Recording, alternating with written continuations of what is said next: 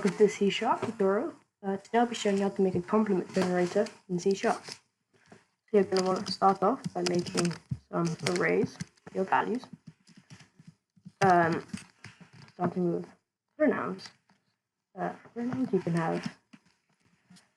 Well, we'll just start off with you, but you can add more if you please.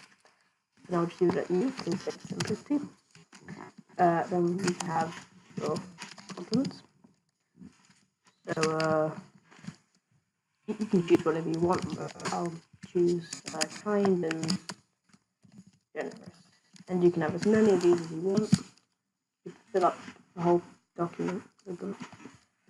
And then you don't have to do this, but I will. You can also have some nouns. For example, person or human. Okay, now that you've done that, you're going to want to make a console.line statement. And then to make sure you choose the program chooses a random one each time, you're going to want to make a random variable. So random array user equals new random.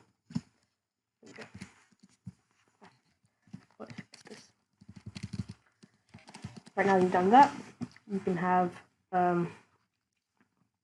pronouns. So you have pronouns, and then instead of just putting a normal value of like 0 or 1, you put array chooser dot next, and then since we only have one value, you just put 0, 1, and then after that, what we're going to do is add a space, and then you're going to want to add the same thing, but take it into the other values. So here the complements. That, perfect. And once again, add your space. And then here, the last one, you are going to want to make it nouns. And we have 2 nouns, so we should start. Now when we run it, it should come up with, for example, you are a kind human. As you can see here, you can see it says you generous person, but that isn't proper English grammar. So let's add RA, and suddenly everything will be perfect. So you can see it says you are, but with a small little mistake there. Now it should work perfectly. Okay, and then you can see there it says you are. I think that was just a typo. For some reason I put an at there, but it would say you are a kind person. Now that's how you make a simple version, but if you want now to make a more complex version, you can continue watching the video. Otherwise, thanks for watching. So, to make a more complex version, the first thing you're going to want to do is comment this whole line out, because you aren't going to need it. Well, you will. There'll be something similar, but not exactly the same. So you're going to want to make a new string called chosen pronoun. So this works so that you can use, for example, they, which is what we're going to be using for purposes of this example. So you want to make that, and then pronouns, and then same as before, array chooser dot next. This time you want to make it 0, 2. You good to that? Now I'm going to be using if statements, but you can use a switch statement too if you want. So if chosen pronoun equals they.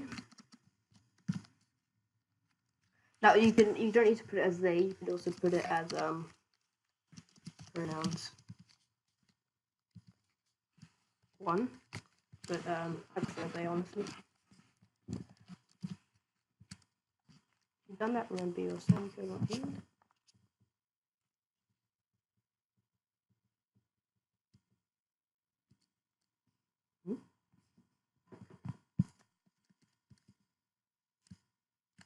Sorry.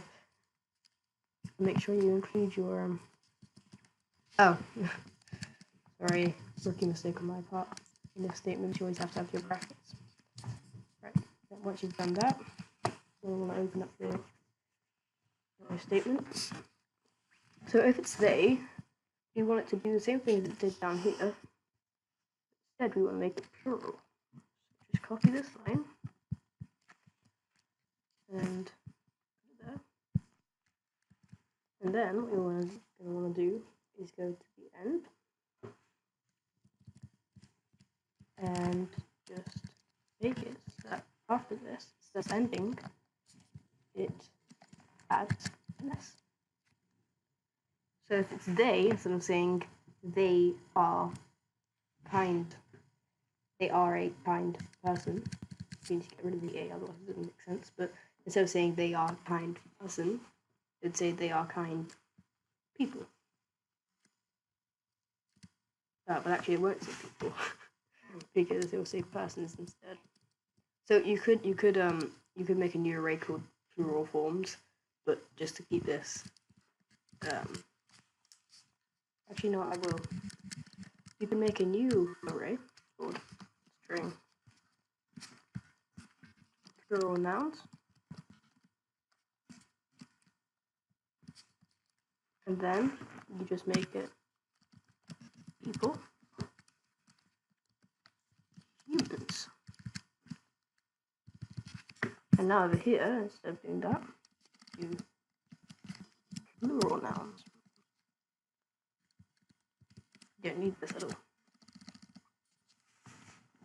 That's how you do it for they, but you could also make sure to include, you can either make an else statement or just an else statement. I'll make it faster. So if chosen pronoun equals you, once again, make sure you have it as equals, otherwise it won't work. Then you just want it to do this. It's just the normal one you had before.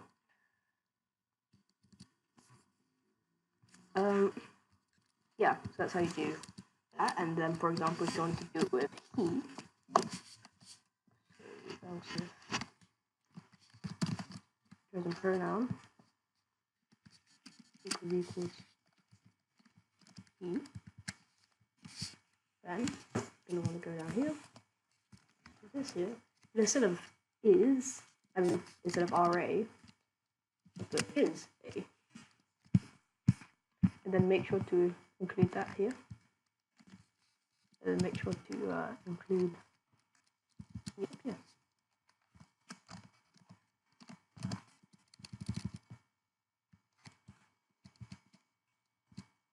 So then everything should be working. Just make sure you have. Actually, here's a big mistake that could have been very bad. Since you already know what the value is going to be, you don't need to choose a pronoun. You just set it to the pronoun. Actually, the pronoun because that looks a bit neater.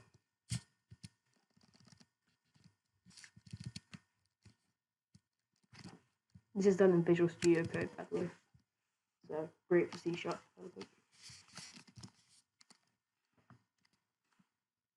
So now that you've done that, you're basically all finished. So I'll show you if you debug it. As you can see here, it printed out he is a kind person, and if I ran it again, it would give a different result. I'll show you. Here you go. You see it says they are kind humans with the S.